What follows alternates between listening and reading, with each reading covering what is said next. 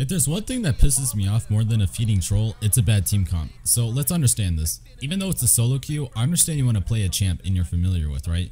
Maybe even like a one-trick cat. But okay, I get it. It works a few times in low elo, but once you get to plat or high elo, that stuff doesn't slide anymore. Most of the time you pick a champ you like or good at, your team probably needed AP, tank, or perhaps anything that wasn't what you picked. I understand it's better for some people to play certain champs they're good at, but listen, that doesn't work anymore. You get to the point in late game where your skill doesn't make that much of a difference compared to a solid enemy team comp. Let's take a look at a few games played during the beginning of this year's 2017 World Championship.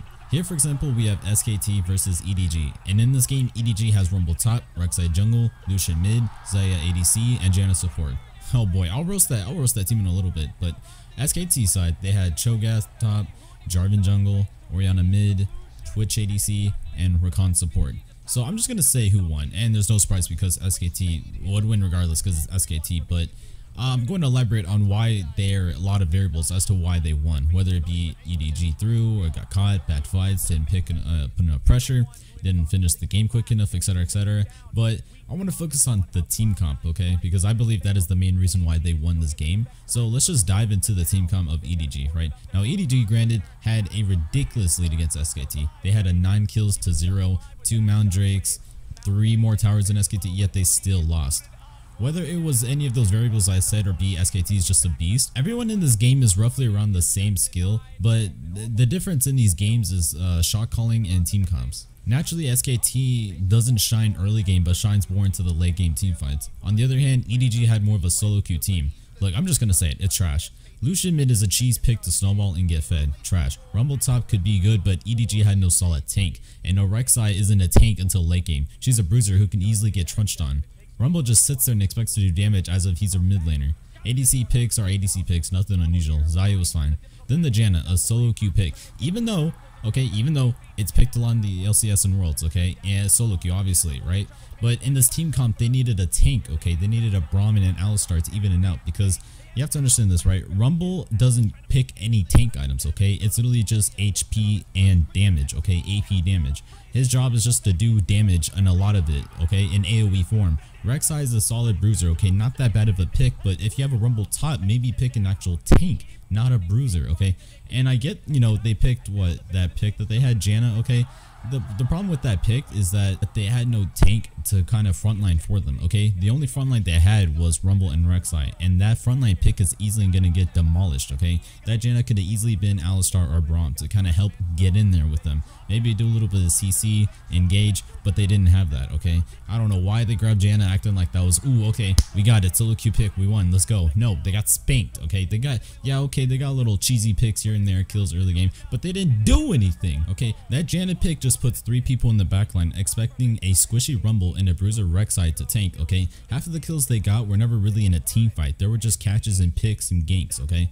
The only reason they got a lead is because of their team, and it was made to make easy early picks and kills and catches. Like I said, it's as much of a cheese as a Zerg rush, okay? SKT was getting heavily smashed, not gonna lie, they were getting deleted. In fact, almost thought they were going to lose to that crappy ass team comp, but they knew how to hold on to the game to like late game when they could actually shine and do stuff. Once late game kicked, their team comp started to shine. Granted, good Ori balls, J4 engages, etc, etc, but the main thing was the team comp. They wouldn't have been able to do what they did if they had a different team comp, had they not been able to scale late game. So their team comp was a solid beefy tank in the top who can chunk any of the 3 EDG's squishy champs. A J4 who did not only do a lot of damage, has good engages, but also gets tanky in the late game. Orianna, who's a standard AP utility mage who can synergize her ult off with J4 perfectly. A Twitch who's standard position type ADC who does a lot of damage with his ult.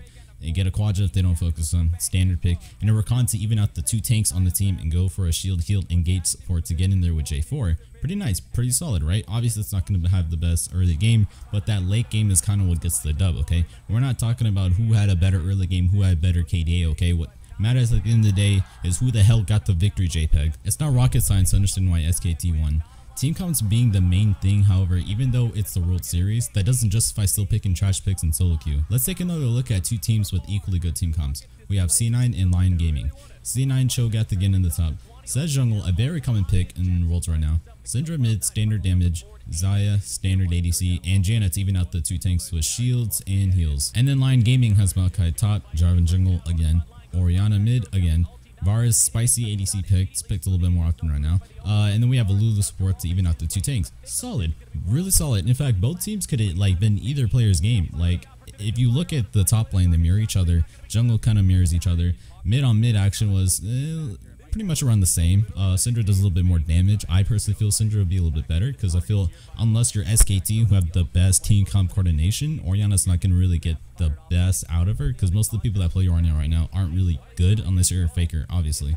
And then you look at the ADCs, standard. Varus does a little bit less than Zaya. I'm not gonna lie, Zaya, the fact that she could pierce, you know, that's a big game changer, but Varus with the picks is another thing, so they kind of even out each other some ways. And then you got, you know, both pretty much Ardent supports, that's standard. Shield heals, you evens out the tanks. Perfect, okay? You see a pattern here? That's because good team comps with tanks, damage, DPS, shield, and engage wins games. Not this cheesy ass team comp that goes to crap in the late game. Think of a team comp as a balanced diet, okay? You don't eat candy, chocolate, carbs, barely protein, do you? Okay? Another team with a good team comp, right? TSM and Flashholes. Cho'Gath, Sedge, Corki, Varus, Taric. Good. Versus Gnar, Gragas, Syndra, Triss, and Lulu. Decent. You don't see a fucking Nidalee jungle, do you? You don't see a fucking Ezreal mid and a Rumble top, do you? It's not hard. Copy these team comps if you have to. This should be the basic, and yet we still get Nunu jungle and Teemo top. Every time you should have a top tank or bruiser jungle, AP mage unless Corki, a good ADC, that's standard ADC, and a tank or a shield support depending on the team. Simple. Follow this formula and you'll actually win a game or two in solo queue. Good luck on the ground.